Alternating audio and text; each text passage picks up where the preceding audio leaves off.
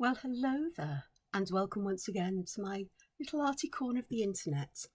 It's Sunday the 26th of December, and the sun is shining, and I'm inside, just for a short while, because I'm going to record the video while my breakfast settles, and then I'm going to go out, probably, for a walk.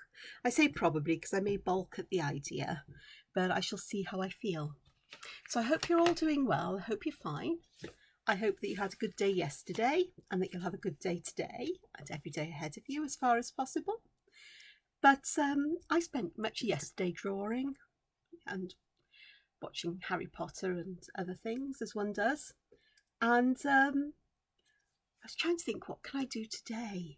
And what I thought I'd do is to share with you some of the favourite patterns and motifs that have cropped up in some of my art and draw them perhaps a bit more slowly with you, particularly the borders that I love. So this is the design I finished off yesterday, and after a night's sleep it doesn't look too shabby after all. There are some lovely elements in here, and yet I have popped it on a card blank. It's an ivory one which actually suits it quite nicely. So there's some nice motifs in there. This is quite cute. The borders are interesting, and there's some other stuff in there, so I might pick a couple of those up. This one I did show, I think, briefly yesterday, and I have put white patterns on these. Now yesterday when I looked at this I thought, oh, what was I doing? Typical Angela, oh, what was I thinking? And I've put some gold in, and I did use a gold jelly roll pen to do that, metallic jelly roll. But actually today, now I come back to it, I go, actually that's okay, that works quite nicely. So there's some quite fine borders in here, and I've used some interesting shapes in there, but that's worked out okay. My mind is ticking over that I might try using distress inks like watercolour paints to add some shadow to some areas, a bit more shadow or colour. It's always an experiment whenever I dare to do anything like that, but there's some interesting shapes and patterns here. This is a variation of Effie, I think it is. It's typical Angela kind of thing. You put my, I think I'll have my, hopefully that'll be my focus lock on. And then this one I was drawing yesterday. It is a bit bigger, so I can't zoom out, so you'll have to bear with. But there's some borders like this one here. This one I think is a Zentangle one called Braze. I saw it and I thought, well, I'll try that. This is a variation of Diva Dance Rock and Rolls with something that's vaguely like Oysteroid. There's this one and this one. Jeez. And again, this is Diva Dance Rock and Roll, but with like an Oysteroid centre. I've got some weird shapes going on here. There's that Effie again, and I've actually finally cracked, I think, Gorgeous. That has been a Zentangle pattern that has puzzled me and vexed me for a long time. I love it. I love the intense graphic nature of it, but dear goodness, do I get into a pickle with it. But I think I may understand it a bit better now. And you know, this one isn't really shaped like a gourd, it's more like a weird giant wave. But I can live with that. I can live with that. It's all learning. Oh, and I've got these here, my dangly ginkgo leaves, and some other shapes here. So I think I'll pick some of these out. Does that sound like a good idea? And I've got a piece of paper. I think it's It Can't Imagine. It's got the feel of it. And you can tell I've coloured it with distress inks. And by the looks on it, I've used Rusty Hinge. I think I've used tea dye. I think this is Seedless Preserves. And very lightly stenciled through as well, which gives that a lovely background. And I think by doing this, sometimes I don't need to add any more colour, or perhaps just a hint of colour. We'll see what happens. So I've got a selection of pens out because that's what I do. I'm looking for an 05. I've just about wrecked this Micron 05, but you know, it is what it is. I'll tell you what I'll start with. and I will do this one slowly. There are these little flowers here. I was looking at medieval manuscripts and I saw something similar and I thought, oh, I really like that. So I'll draw this with you. So I start with the middle circle and I'm going to make the line a little bit thicker to the left and bottom. And then I add another one at the top and again thickening it to the same sides. To the bottom, to the left and to the right. So I start off with that kind of arrangement. Then we start in between these and we draw a petal shape all the way round. Now I like to do top and bottom before I turn the paper, because otherwise I'll be turning the paper twice. So again, I'm going to go up and around, and I get the lines to join. I start from one and go around to the other side. I'm trying to make the petals about the same size. It's not important if they're not, because in nature nothing is exactly perfect. And then the finishing touch are a series of dots. So a big one and a smaller one, smaller one, smaller one, smaller one. So big one, smaller, smaller, smaller, smaller, smaller, as small as you can get. Obviously you can do this better if you use a finer point pen, but I'm averse to changing my pens too often. It's more to do with pressure you put on there. So I think that's really quite cute, but if I thicken the petals to the left and underneath, that's not the left, it is the left, yeah, sorry. I'm confusing myself here now. There and there. Now, on this one, if I show you this, I've got them almost as a border, but I've overlapped them sort of like in a higgledy-piggledy kind of way as you would in nature. But if I were to take my pencil and I draw a grid,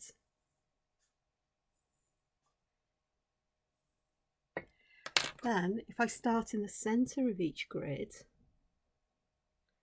with these 4 circles, again, and I draw this one in first. Well, actually it doesn't matter which way I draw them in, because these petals are going to go out to the edge of the box. This one hasn't, but I'll do the same here, because really I should have drawn the box in first, except I didn't think of that until just now. I thought, oh, what can I do with that? So again, I've got these, so I'm going to draw them to the edge of the box. And that means we're more likely to get a consistent size. But of course, ribbons can change shape, or borders can change shape.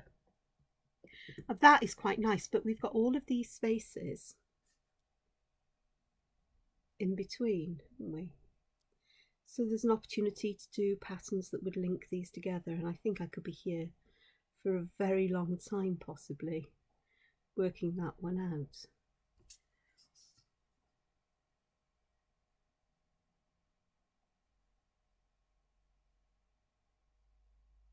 Just finish these off. Won't take me a moment.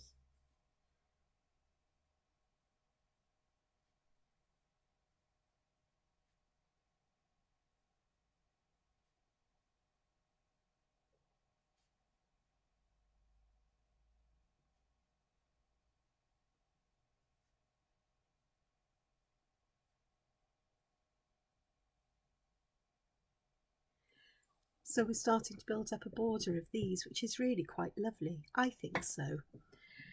How could we join them together or make more of a border out of them?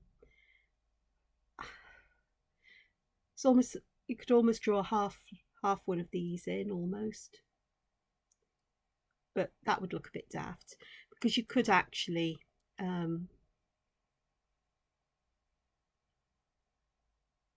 could almost have them, you know, sort of like, you could stack them one on top of the other so you get a grid, and you get an interesting shape where they meet.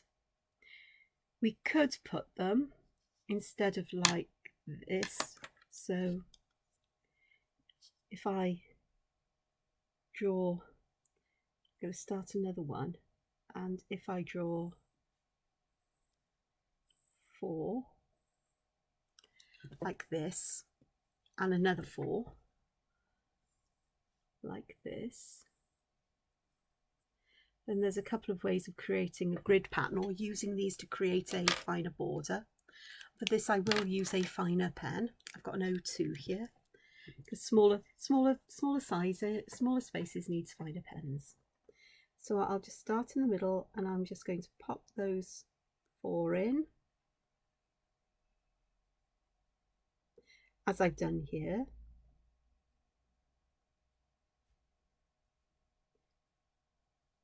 So with this, the other circles to either side, and I will zoom in so you can see what I've got. And then in these ones, I'll pop a circle in the middle, but instead of having them going up and down and left to right, let's pop them diagonally.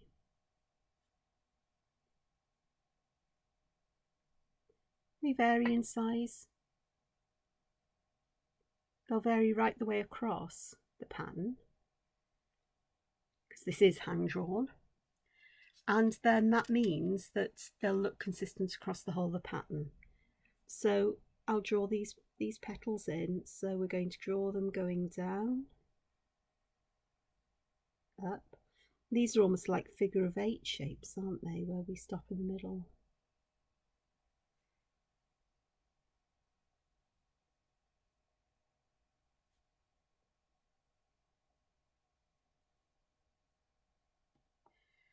And I'll turn this one round and do the other ones so we can get an idea of what this would look like if I did it in a grid format.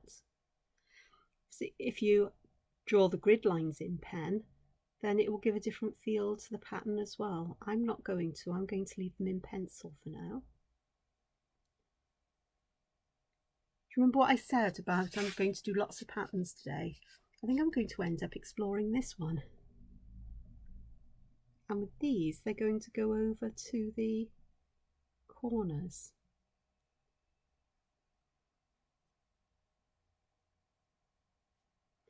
Now, I bet somebody's going to be saying, that's like Zentangle pattern section. No doubt it is. I've got a very odd shaped petal there, but I'm not going to worry about that because it's hand drawn, and in nature nothing is quite perfect. Interesting, because I'm drawing these diagonally, I'm actually drawing all of the petals in one go. How odd. But I am making sure that where the petals connect, you know, in the center here, they touch all the petals they could come into contact with. So 2 different grid patterns using the same kind of design. I'm not going to go through and pop all of the embellishments on, although I might just put a couple of dots, 3 dots on each of these.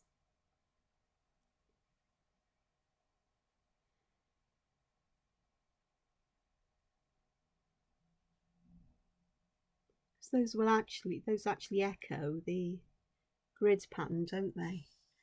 And then these will as well.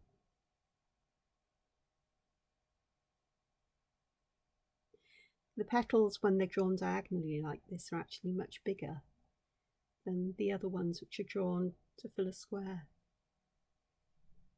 which makes sense if you stop and think about it. Simply because there's a bigger distance from the centre to the corner than there is from the centre to the side. It's the only reason. Nothing esoteric about it. But they look really quite nice. So let's have a look and see if I can. Let's have a look and see about stacking these. I said, perhaps not. There's possibilities on this one for doing all kinds of things in the centre. These ones, not so much. You could colour it in black, you could put an orb in there, could put aura lines in there, but there's not, you know, or a filler pattern like Tipple. There's not a lot else we can do with that one. This one leads itself to lots of possibilities because of all the shapes or all the spaces that are there. So let me have a look. So, and I am going to go to a slightly thicker pen, I think. So this is an 03, which looks a lot thicker. That's because it's an old pen and the nib is well used, well worn. The other thing that I could do,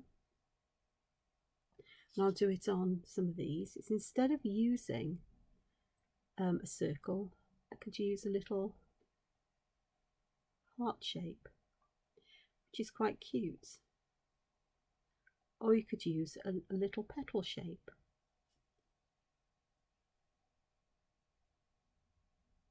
Almost like a little teardrop.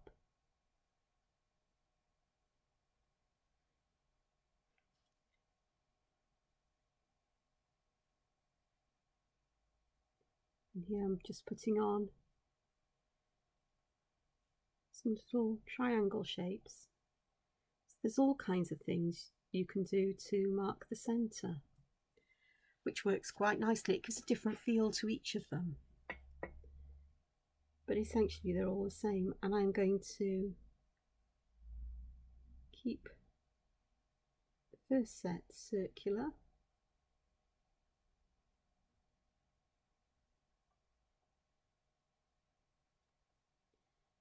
Or, you know, the more rounded petals. Oops, we overlapped a little bit too closely there, but I can live with that.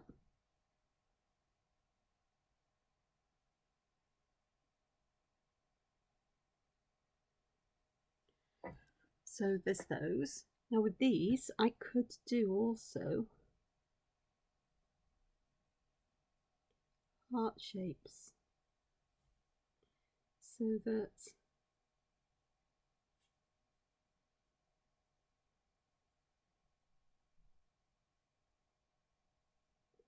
lopsided heart in that case, but when you put the others in, it sort of evens itself up.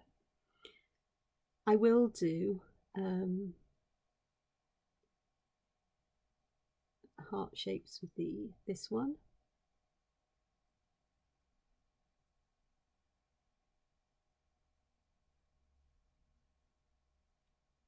I've gone quiet because my head is trying to work out if I could do a more triangular shaped leaf or petal, and the answer is most probably not. Except I could go like this. That is quite triangular. It hasn't got the point, but it's got that kind of shape, so that would work. And some of this petal, this particular shape, does take up more space, so you would have a smaller area there.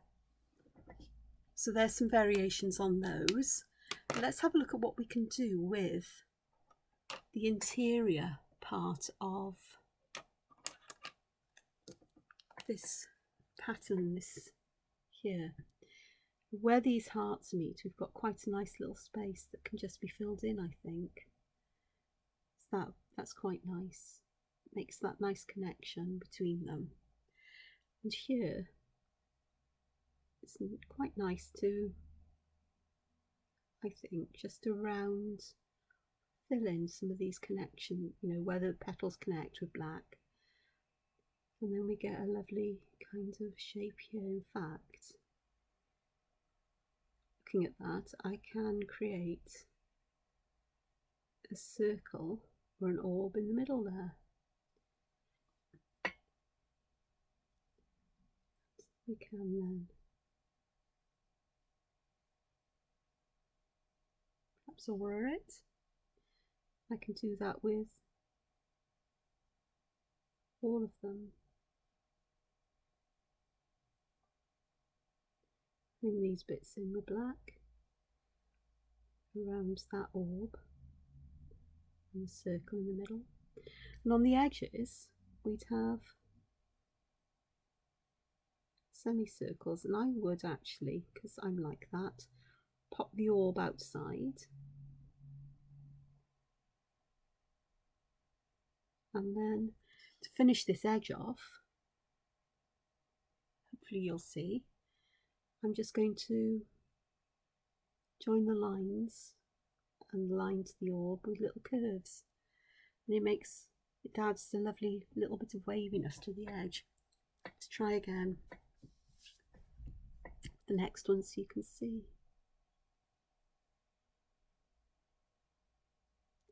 Hopefully my hand's not too much in the way. So we have, there's that orb, so down, down, and don't forget to fill the edges in, because that will give us that nice edge there. So that's quite nice, I think. That's a very Angela kind of thing to do, I do have to say that. Let me just get this back up, because I will, oh look at that.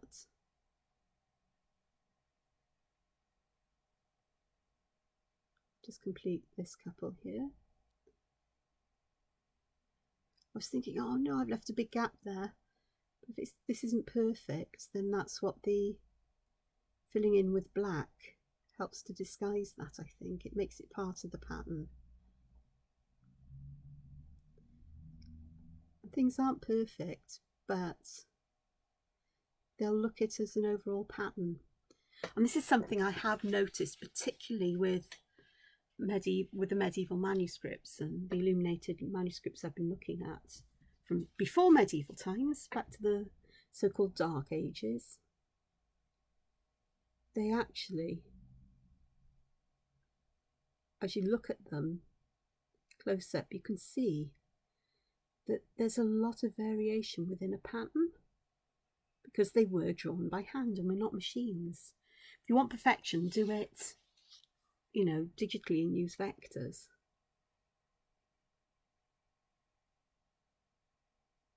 You know, all the tools to have something that's a perfect curve or a perfect shape. Even when I work digitally, I sometimes draw with vectors, but I tend to I still draw like I would with pen on paper, but using vectors just makes it easier to erase and alter lines that I've drawn if I need to, so to thicken them, because I've left it a bit thin. So that's quite dramatic. But you can see the difference in what these little shapes make. Sorry for me banging, clattering here. For others, you know, this one here, I think,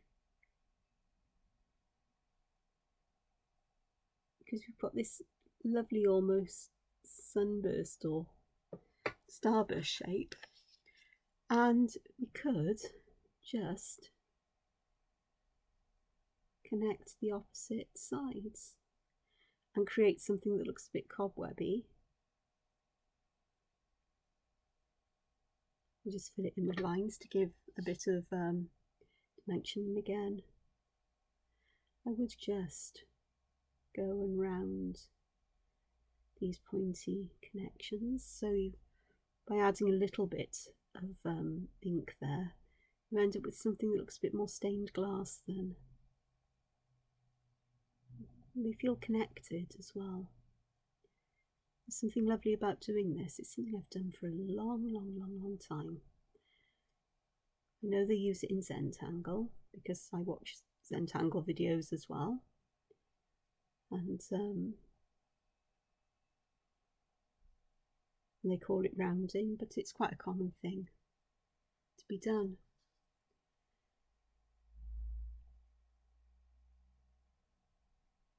I must probably picked it up from looking at medieval manuscripts or stained glass and things like that, or just from an aesthetic point of view.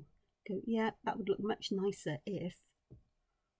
So this is a different shape because I've changed the shape of the petals here, but I'm still going to add that interior border and aura.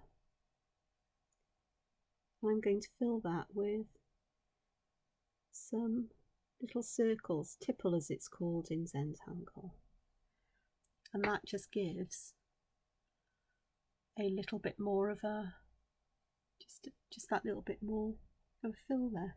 And there's nothing to stop this being filled without the border. And again, with this I would vary the shape sizes of the circles. It adds interest, and if you want to get really fancy schmancy with it, you can start with a bigger circle in the middle and gradually make them smaller and smaller as you work out towards the edge, so it creates a density of pattern where you've got a lighter area. Not so easy to see on half shapes, but you get the idea. Or the alternative is, for that, is you do big circles. The first go around that pattern is with bigger ones, then slightly smaller ones, and then teeny tiny, almost completely black ones. So you get that feeling of it going inwards. And with shadowing or shading, adding shade, that would help greatly. And the simplest perhaps way of filling these in, I'm going to just round this, would be to use some cross hatching. So I'm using the lines horizontally and then vertically. Move it up a bit so you can see. And I am breaking the line somewhere, not exactly in the middle. I'm trying to vary where I break it so I get a randomness of pattern and density of line. But I find that quite a pleasing finish, as opposed to one that is, sorry for turning it around so quickly, but if I did one that was perfectly or as regular as I can get,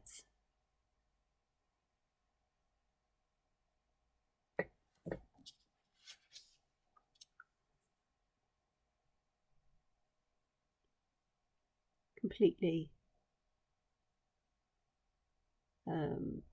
almost perfect, as long as you don't make too much of a difference in the distance between the lines.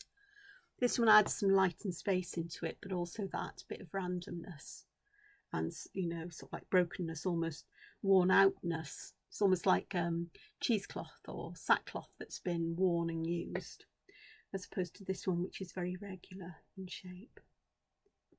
And it's just up to you, you know, your imagination. You draw these big enough, like here, we've got the opportunity between these to fill in with lots of things.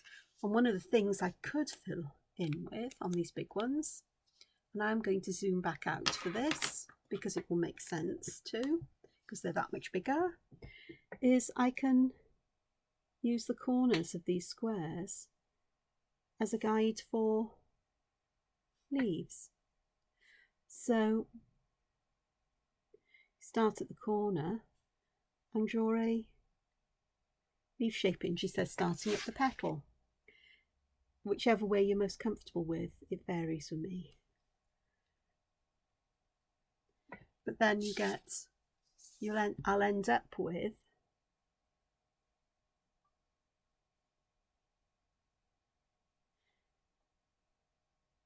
the easiest way to make the petal or the leaf is to follow the grid line to the point.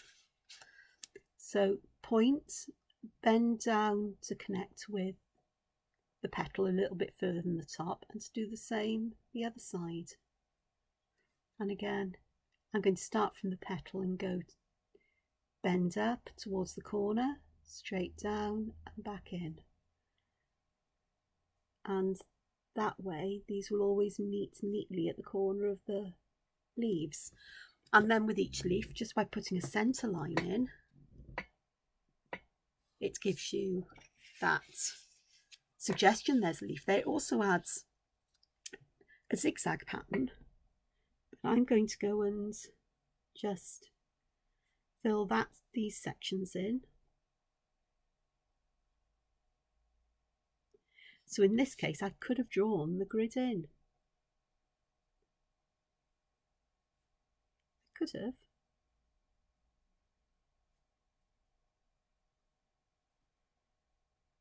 Because I am just drawing along the grid lines here and just filling in these spaces.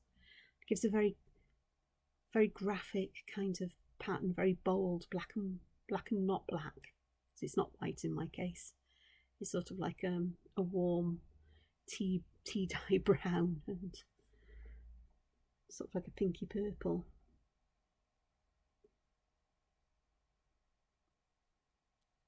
But that works just nicely.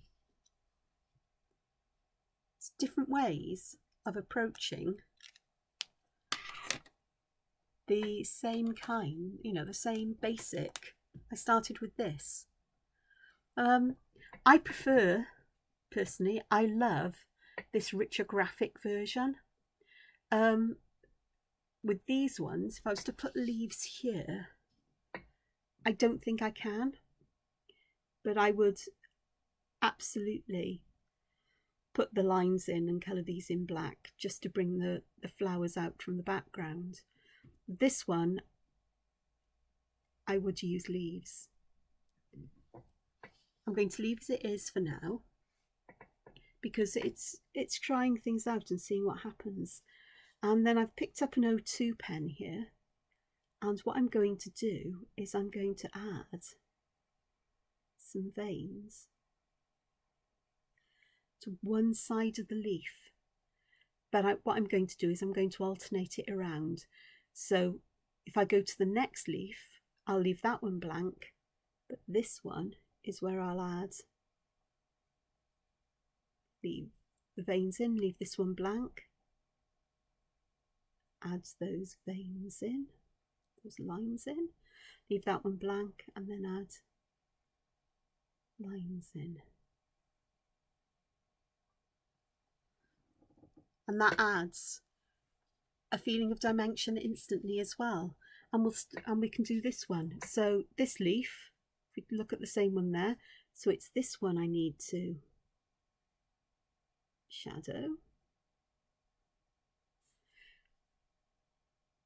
Though having thought about it, it'd be interesting to mirror this so that I'd shadow the top one, because that would bring out that zigzaggy shape there as well. And then I just need to work my way around the same way.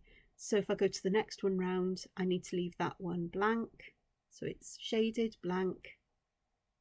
I say shaded because it is a kind of shading, line shading rather, as opposed to using colour. So use that one.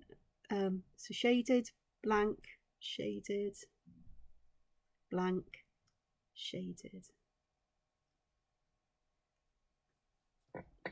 And that straight away does give that feeling that those leaves are folded up at the middle, doesn't it? Like one side's more in shadow than the other, but it's a repeated pattern, so it doesn't make sense from light, but it does make sense in terms of a repeated pattern. So those are quite a lot of fun. As I'm working on what will be a sketchbook page, because this will end up in my sketchbook, I am going to find a tortillon. Hopefully one that's not too mucky and scuzzy. There, we got one there. That one will do. I've got one that's white there, but I'm going to keep that one white. And let me look for a pastel that will tone in quite nicely here. I want something that's quite muted. I think that one will work actually.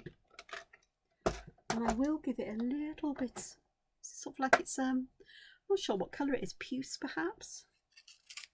It's sort of like it's... oh gosh, that's broken. Let's hope I can sharpen it.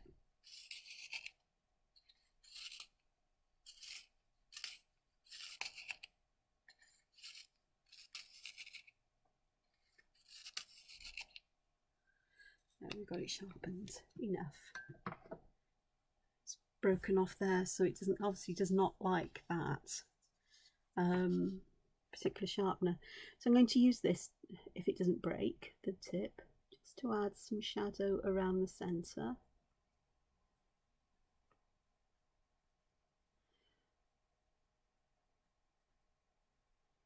So it should sort of tie in with the background colour when I blend this out.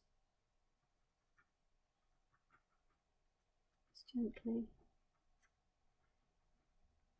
I think this is my favourite way of adding some shadow, to be honest, is with chalk pastels and using colours that are fairly monochrome,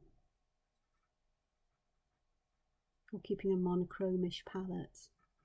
So I've picked this colour because it's similar to the colours of the background, and it is.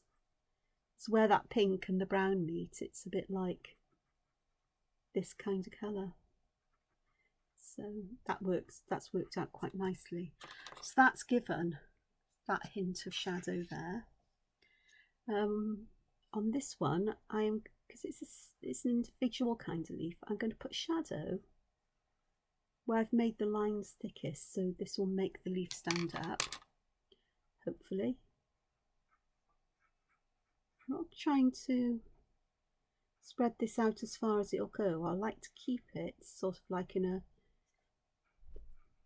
quite a well-defined area, so it helps to give form, you know, sort of like but I do want to soften the shadow edges so that they do blend out just that little bit, but I don't want to blend it out so like to the other side of the paper and back. So that works out quite nicely there. It's very subtle.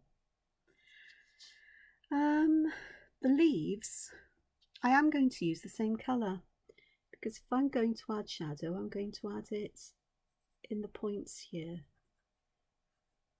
and perhaps a little bit around the edge of the petal. So let's see how that works.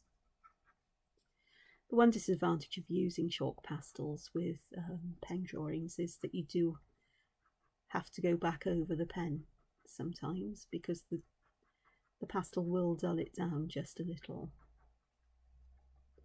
And of course you need to make sure that the pen is really dry before you do this, otherwise you can pick some of that black up and smear it.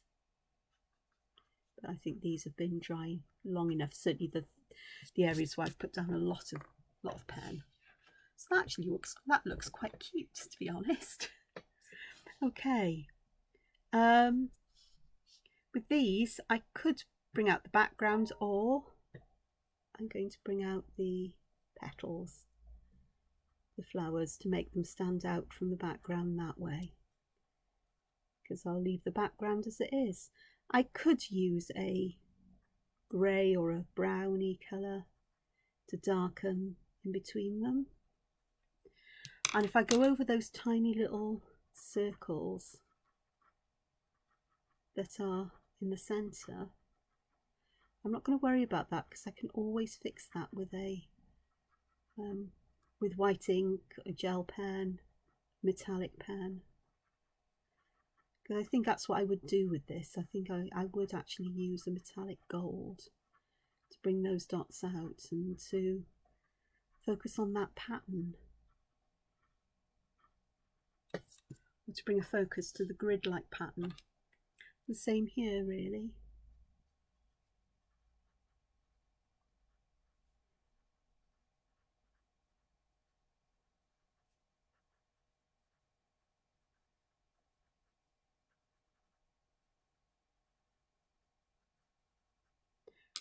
So let's just quickly do this. To try not to spread the colour too far. It's a bit difficult because these spaces are so tiny. But as long as the outer edges I think are lighter than the inner ones. This will be fine. My preference for shading petals is actually to shade around the edges, leaving the middle area highlighted, so you've got a feeling that the petals are almost domed in towards the middle, but they'll do as they are. This lot over here I'm not even going to try with this.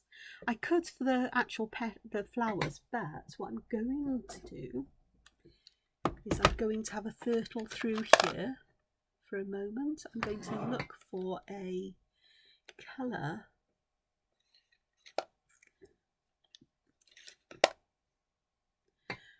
got a Van Dyke brown here, which isn't the nicest of browns.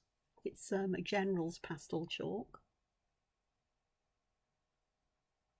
I'm going to pop this in around the edges where I want shadow to be in these areas.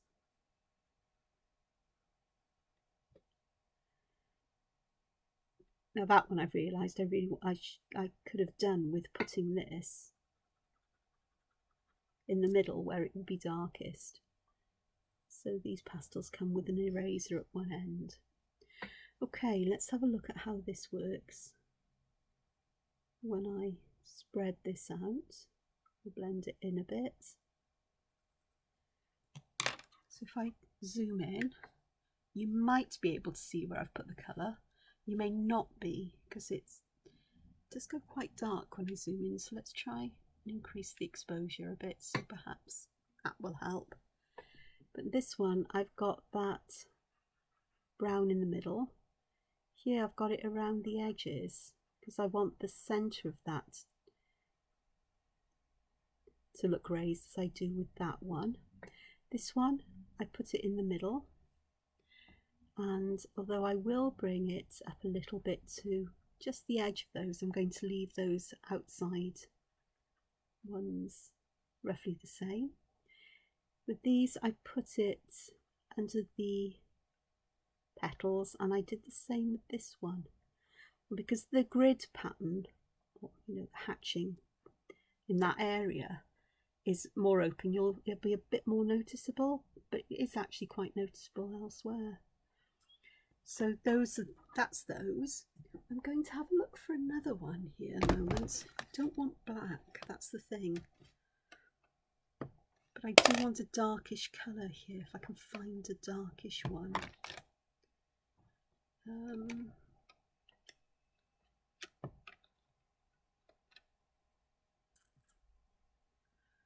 a look. I'm looking for a brownish colour.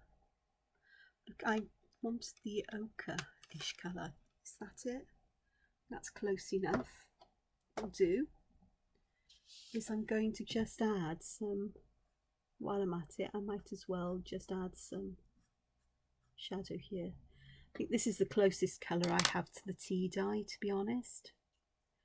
So there may be some transfer of colour from the others initially with this.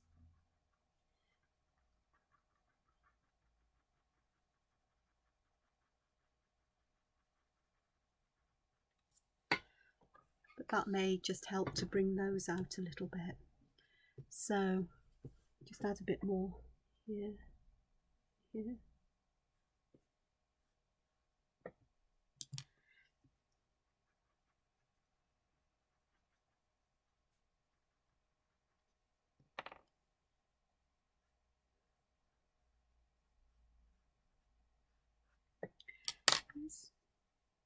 It's just after midday here in the South Wales valleys. The birds are singing wonderfully out there. I think they're celebrating that it stopped raining for a bit. We've had quite heavy rain yesterday and overnight, but it seems to have ceased for a bit, though it's gone very grey again, so perhaps I won't get out for a walk. I'm averse to getting wet and cold. I can cope with cold, I can cope with wet, but not the both together, I'm afraid. Just seeps into my bones. Perhaps not the best colour choice here, but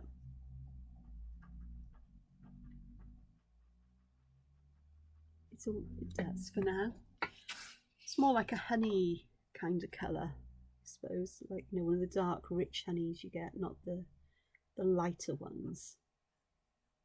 It's that kind of colour, so perhaps it fits in.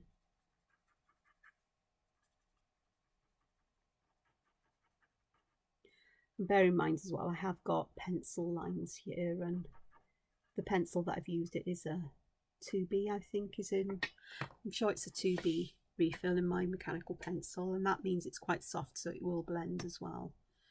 So there we go. I will zoom out so you can see them all, she says, having them all off the screen.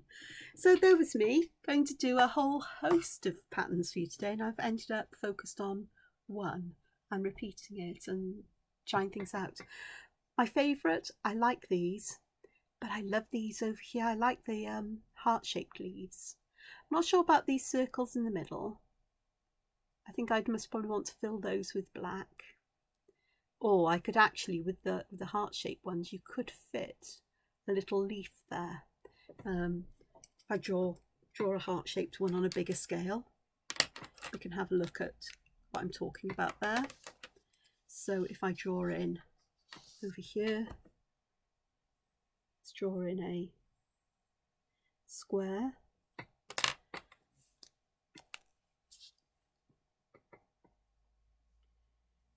Go for a thicker pen. That's the one I wanted. I already had it uncapped. I'm just going to stick to the circles here. But if I draw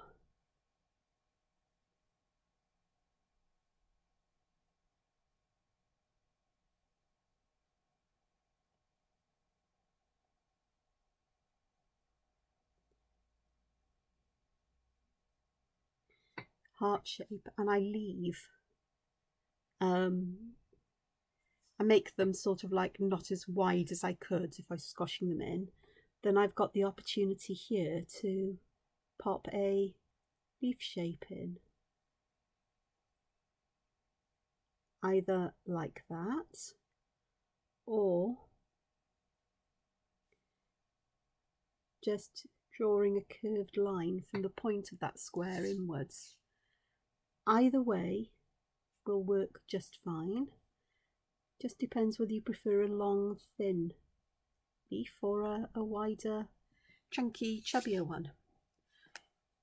And of course, on a bigger scale, there's plenty of opportunities to do things like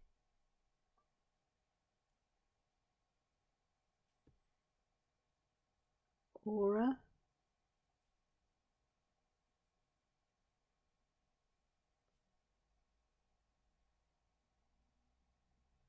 and if this was going to be a single motif on its own, I could add shapes like this here, instead of creating a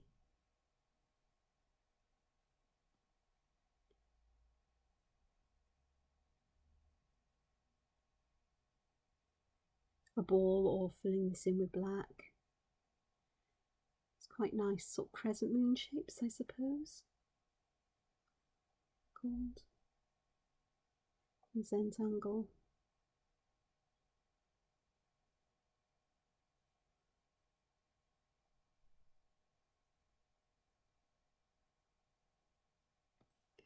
That adds a bit more interest. I think I prefer it plain black, to be honest. And the other thing that came to me, which I will do very quickly, is instead of drawing the flower, that's the flower centre, dead centre, is to put it off to one side. And then this allows for some absolutely, because they do need to go towards the centre,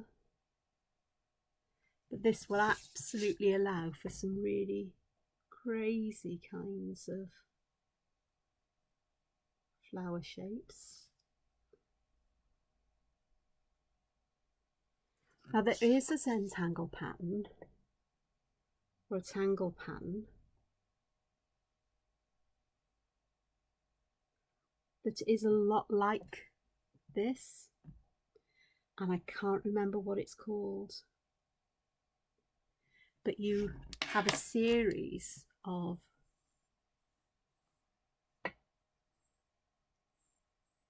squares or any other shape that you wish, or you know, it can be as regular shaped the grid as you wish or not.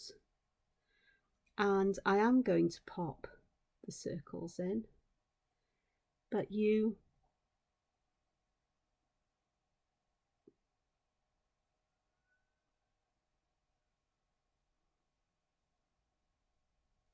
create the flower shape.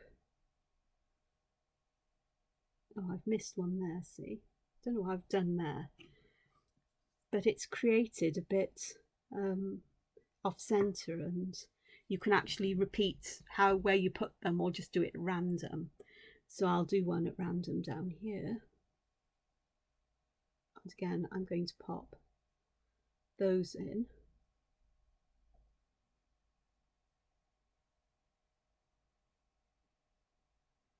And with these, you'd normally do them off to the side, but I actually want to get these so they go off to the corners, and it exaggerates those shapes. So we have one up here as well now. Yeah, I know I started with one of the outside ones, but that's fine. And I've actually put that on a diagonal, because the diagonal, I've just realised, would actually be an easier way to get these. You get wackier shapes if you have the vertical arrangement of the dots, vertical and horizontal. So, but you end up with shapes like that, which creates a really interesting pattern. But it's essentially that. Oh, I can see what I've done here. I haven't connected it back there, but you can still put these dots in to create that pattern where it comes off these.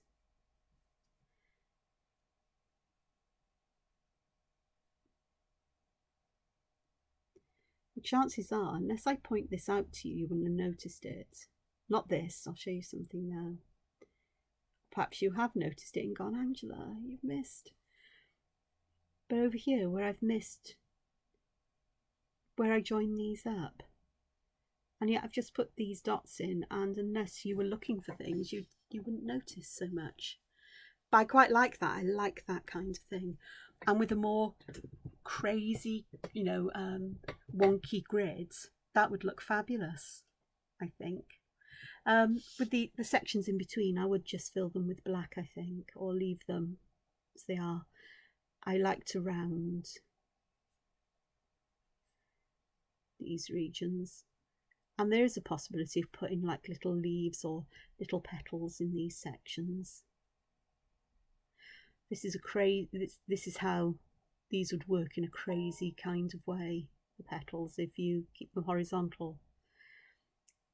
It's just a case of experimenting and seeing what you like, what works for you. It's I like this one. This one suits my sense of whimsy, I suppose, or the unexpected, as much as I love things that are very symmetrical. So it's been 54 minutes, and I did say goodbye about 10 minutes ago, or I was getting ready to say goodbye. But I hope this has given you some ideas, and that you'll take some time to just play with it and see what happens. What's the worst thing that happens? You use up a bit of time, a bit of ink and a bit of paper, and you work out, oh, that didn't work for me. I can't tell you how many hours and pieces of paper and ink I've spent trying to crack Gorgeous, and I still haven't quite cracked it, but I've got somewhere where I'm beginning to understand it. And the same with so many others. And we started with one simple motif, and in the space of an hour I've got all of these. So simple variations from changing the shape of the petal to how we arrange the central dots where we organise the petals around. So whether we have this cross series of dots, you know, with horizontal and vertical or diagonally, how you fill in the spaces between them if you do it like a grid pattern, how you arrange them as a border if you add leaves. Like this one is this one and this one are my favourites, I have to say. And as much as I want to leave some open space here, I think this one is an absolute loser as far as open space is concerned, but I've got a little corner there. So I think these are going to appear there most probably like that, because that was fun. I tried to leave open space, I'm failing. With that one I got carried away with the gorgeous at the top because suddenly things started to click with it. But just with that time, and it's a page full of reference, and no doubt now I've started this page, I'll carry on, and my mind will think of other things that I could use. So instead of having them in blocks close together, there could be a spacer block.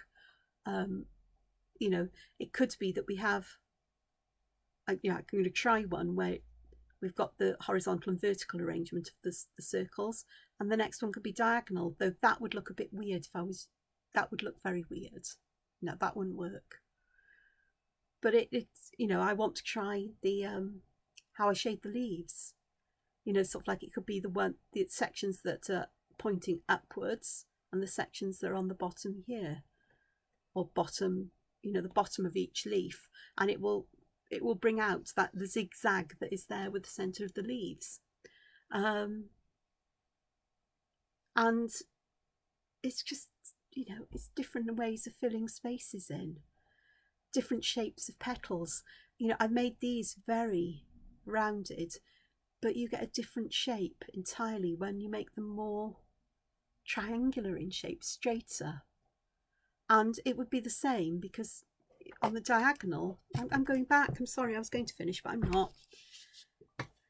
If I draw some in very quickly, diagonal ones, and we will pop them in a square grid.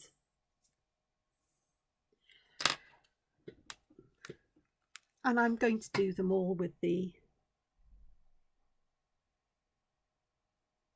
roughly in the middle.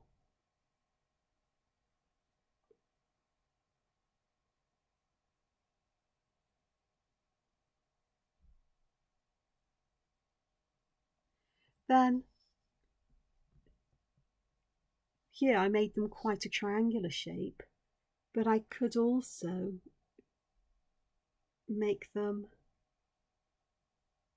this kind of shape, where I go almost halfway down, straight down, and then across. So I've got this common line coming out for them, and they'll join. So that's not a very horizontal line, but it takes up a lot more space. So the petals are bigger. So if I go across and down, down and across, so I'm drawing a vertical line halfway down and then going out to the corner, so bending down, curving out to the corner there. And they might all be a bit on the wonky side, but that's fine. So let's have a look here. And of course, if you wanted to, you could draw those in. You could even, if you wanted to make them perfectly the same length, draw a square in. I've just done that around the ones I've drawn in. And that will help you to keep things consistent. I'm all for a bit of wobbly and wonky myself, I think, when it comes to flowers. I think there was a time where I'd want everything absolutely perfect, drawing patterns like this. But nowadays, I think I'm quite happy with a bit of wobbly wonky. It adds something to it. It's got the feeling of being more natural and less mechanical, I suppose.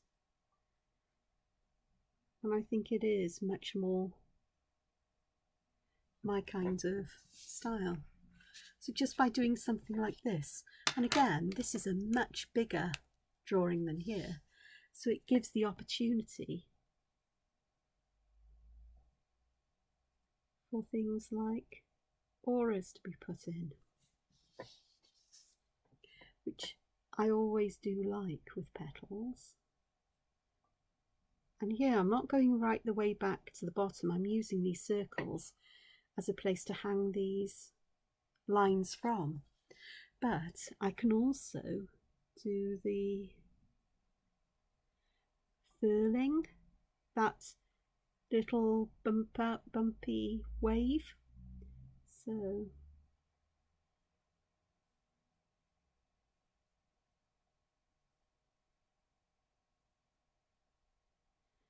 and that just adds another little detail, so it looks like the petals curled up on that edge.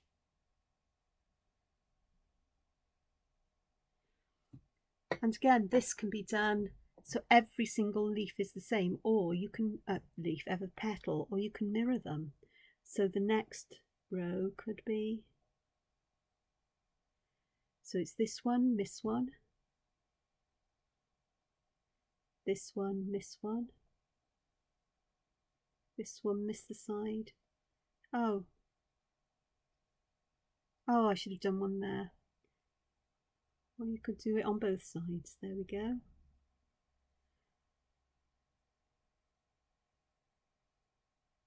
These end up looking a bit like medieval, Gothic, you know, sort of like panels you see in the windows.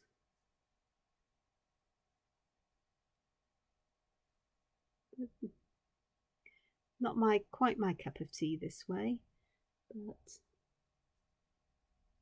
I can pop a stamen in, and shadow and what have you will help with making sense of that. So there's all kinds of things that can be done. You could also add one of these furls on the tip. I prefer to do that on a bigger petal, is to have, you know, with a broader, rounder end. So here, perhaps, you know, less exaggerated than on these, but it just gives that feeling of the top of the petal having curled over as they do. Just a gentle little curve in.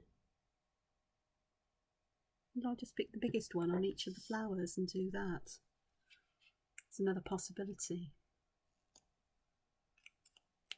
So just by changing the shape, I'm changing how you aura these. I'm taking a point at the centre top to connect these two. So that makes, I think they're calling it a tethered aura or an anchored aura in Zentangle, but each line is joined at the point here and then back to that central circle on either side, and it's a different feel to that. It's just really simple things, and you get a whole different feel for the same basic motif, which started here. I'm not going to count how many variations I've done. Hour and 4 minutes. There we are. With a lot of talking and some fussing and faffing around as well at the beginning. So it's always fun. I think it is. It's always fun to play with all of these things and to look at them.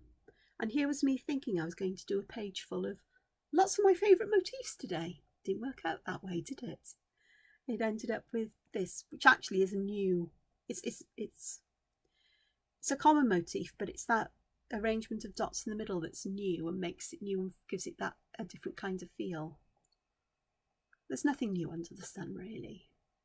Well, there is, but it's just variations on a theme, I think. I don't know. But I hope you've enjoyed this. I hope it's given you some inspiration. I hope it's given you an idea for things you too might like to try. And I'll just say thank you for joining me. Look after yourselves. Enjoy your day, your evening, your afternoon, your morning, your week, your year, your life.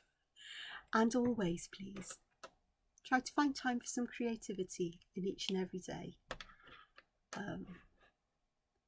I look forward to doing this.